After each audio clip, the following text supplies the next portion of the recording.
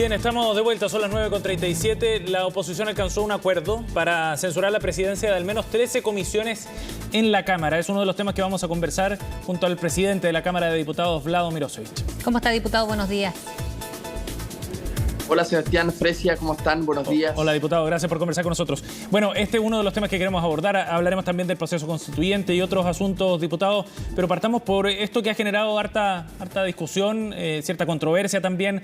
En la oposición defienden la decisión de llevar adelante esta censura en 13 comisiones, fundamentalmente porque dicen esto es democracia, ejercer una mayoría circunstancial.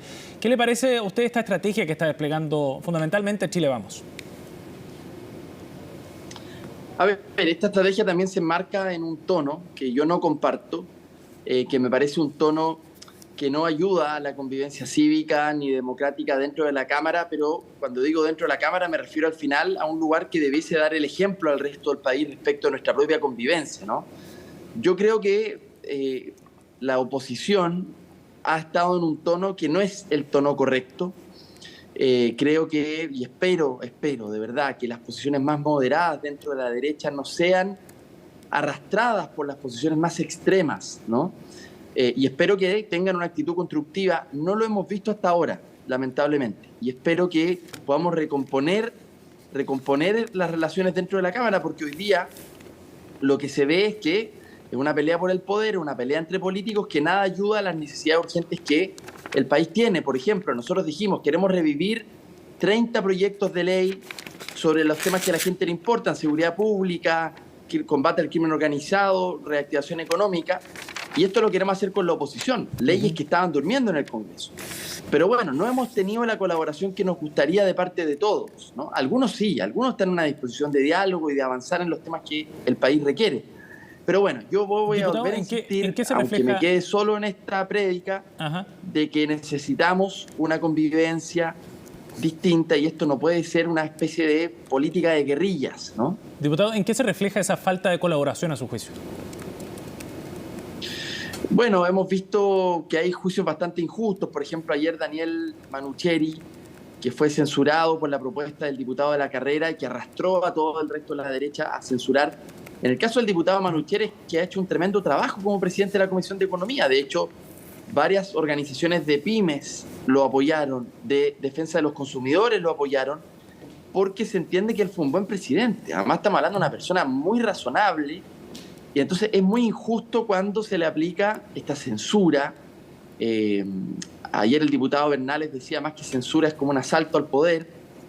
Y bueno, yo creo que desde la Cámara de Diputados y Diputadas, una institución republicana, no tenemos que estar dando al país estos tristes espectáculos y más bien tenemos que ponernos de acuerdo en avanzar a los temas que a la gente le importa. ¿Qué significa una censura, además de todo este alboroto? Que se congela la tramitación de los proyectos por un par de semanas. Entonces yo digo, ¿tiene sentido hacer eso hoy día en la situación que está el país, que hay ciertas urgencias que aprobar? En la Comisión de Economía en particular hay que apoyar a las pymes, hay que generar más empleo. El gobierno ha dicho 200.000 empleos para el próximo año. Bueno, ¿por qué no nos comprometemos con empujar esa meta y llegar más allá de eso? Pero bueno, no he visto lamentablemente la actitud que me gustaría. Sé que me toca asumir la presidencia de la Cámara en un momento muy complejo, pero yo voy a insistir en el diálogo y en la convivencia cívica, porque nosotros somos los que tenemos que dar el ejemplo al país, ¿no? Y esto fue desde el inicio, ¿cree usted, este tono del que no comparte? Porque ellos, muchos parlamentarios de oposición ya habían advertido, y no solamente de censurar las comisiones, sino que también incluso llegar a la mesa directiva, ¿no?, que usted encabeza, diputado. Sí. Bueno, fue desde el inicio porque yo no llevaba ni siquiera 24 horas como presidente y ya había recibido la primera amenaza pública de censura. Es un poco ridículo, ¿no? Pero en el caso de la mesa no lo han hecho, no han censurado la mesa porque no tienen los votos, ¿no? Nosotros recién salimos electos y entonces, claro, no teniendo los votos no han podido avanzar en una censura a la mesa. Pero yo me pregunto, ¿en qué ayuda esta pelea entre políticos? ¿En qué ayudan las urgencias del país? En nada. Pero si es que hubo una elección ya de la mesa y se ganó, bueno, respeten el resultado y déjenos trabajar. Es lo único que yo pido.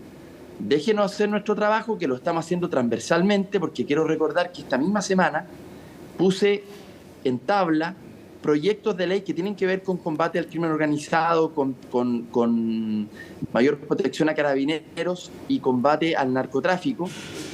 Y son proyectos que vienen no precisamente del oficialismo, son proyectos que vienen de la oposición. Y yo los puse en tabla porque me parece que son necesarios, ¿no? Uno es del diputado Alessandri, el otro es del diputado Chalper, otro es de la diputada Joana Pérez, de la Democracia Cristiana, que, paréntesis, quiero también valorar que la Democracia Cristiana no se haya prestado para estos espectáculos. La Democracia Cristiana dijo que nosotros no vamos a participar de las censuras porque nos parecen injustificadas. Entonces, creo que hay que también valorar lo que ellos han tomado como definición. Pero bueno, más allá de lo que pase con la oposición, yo les quiero decir, yo voy a continuar con la misión que nos hemos trazado. Y esa misión es desempolvar 30 leyes que estaban durmiendo en el Congreso, que avancen de manera express y ojalá de manera lo más unánime posible, lo más mayoritario posible, independiente de dónde vengan esas leyes. Sean de izquierda, de derecha, los autores dan lo mismo, que avancen. Diputado, ahora, volviendo al argumento que entregan desde la oposición, por ejemplo, para llevar adelante esta estrategia de cambiar las presidencias en 13 comisiones, ¿no es efectivamente una facultad que tienen los parlamentarios la posibilidad de reunir determinados votos y si logran conseguir esos votos necesarios dentro de una comisión, efectivamente cambiar la presidencia? Quizás tiene menos dramatismo desde ese punto de vista, al menos así lo plantean en la oposición, que puedan ejercer una facultad que está dentro de las posibilidades, digamos, ¿no? De esas mayorías circunstanciales, como llaman. Bueno, sí, y hay que explicar que esto se produce porque un sector del Partido de la Gente, no todos, un sector del Partido de la Gente decide hacer una alianza con republicanos y el resto de la derecha. Eso es lo que inclina la balanza en algunas comisiones, que no es en la mayoría de las comisiones, quiero explicar, pero claro, en algunas inclinan la balanza en favor de la derecha, que era básicamente la estrategia en la que estaba Republicanos, ¿no? Que era votar las comisiones, votar con B larga, ¿no? Votar las comisiones, las presidencias de comisiones. Pero ¿cuál es el problema, Sebastián y Fresia? El problema es que es muy injusto con aquellos que están dirigiendo esas comisiones, que están haciendo un buen trabajo y que se les hoy día cuestiona. Se les cuestiona infundadamente porque es una cuestión política. Si aquí más bien lo que estamos viendo es un boicot o una manera de poner palitos en el camino. Y claro, eso es injusto con aquellos que, como Daniel Manucheri, aprovecho a hacerle un reconocimiento, que hizo muy bien su trabajo mientras fue presidente de la comisión. Eso te lo reconocen incluso en la oposición, no en público, pero en privado te reconocen que Daniel fue un buen presidente. Sin embargo, como estas peleas políticas por el poder son más importantes, entonces se les censura de manera injusta, siguiendo el relato y el guión de lo que propone el diputado de la carrera. Entonces yo digo, ojo, aquí hay un peligro detrás. Espero que la derecha más moderada no caiga en las manos del Partido Republicano y sus argumentos, porque no ayudan mucho, sinceramente.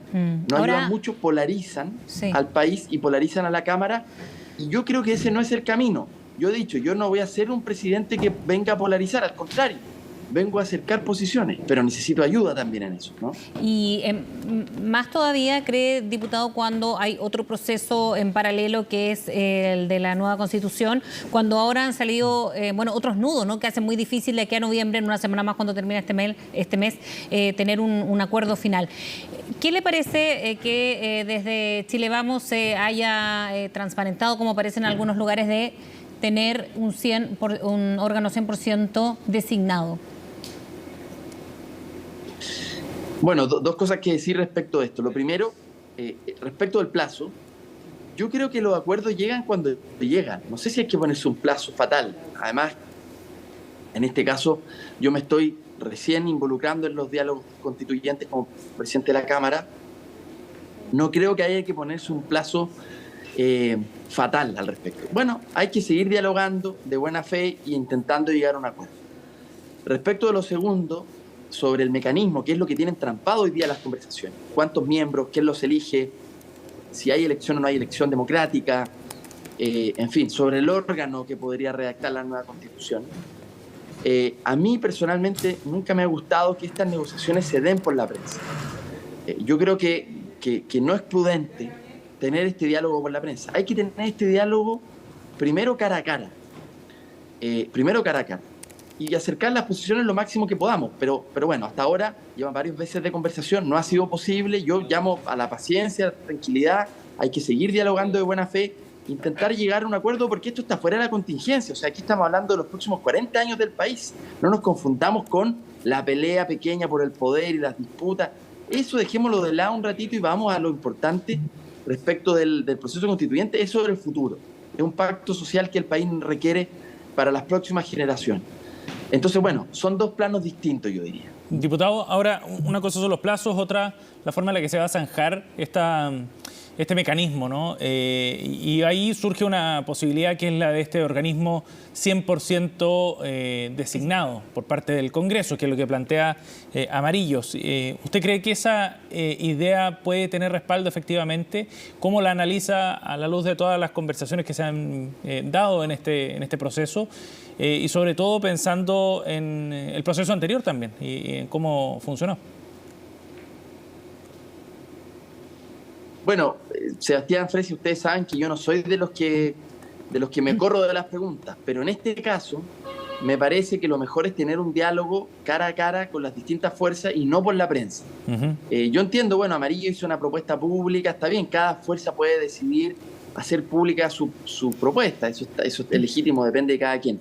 Pero de verdad creo que hay una instancia formal, institucional, para poder discutir respecto de cada una de las propuestas. Y creo que esa es la instancia en donde hay que pronunciarse, y no en una disputa entre la prensa, ¿no? Creo que no es lo mejor, al menos para los que estamos siendo parte de la mesa. Y en mi caso, junto con el presidente del Senado, que somos los que convocamos a las conversaciones, creo que nosotros en particular tenemos que ser muy prudentes y guardar cierta distancia del debate público en detalle respecto de esto. Cada actor se podrá pronunciar, pero en nuestro caso creo que somos quienes convocamos a la mesa e intentamos mediar y producir el diálogo. Tenemos que estar un poco más alejados de cada propuesta o de cada debate en particular. Así que esta vez me corro oficialmente de la pregunta. Ahora pareciera ser que una propuesta de una convención mixta es una alternativa. ¿A usted le gustaría? Bueno, vuelvo a repetir lo que dije antes. Sí, pero eso independiente de lo que se resuelva, porque hay que unar criterios de aquí, por mucho que diga que los plazos no son importantes, pero también urge que haya una alternativa, y si se aunan criterios, quizás una mixta podría ir por ahí. ¿Le parecería a usted? Bueno, es una posibilidad, ¿no? Es una posibilidad, pero vuelvo a insistir, creo que mi pronunciamiento hoy día no es tan relevante como lo es el de los actores que están en la mesa, que son los que tienen que decidir. Nosotros tenemos que ser facilitadores, ayudar al proceso.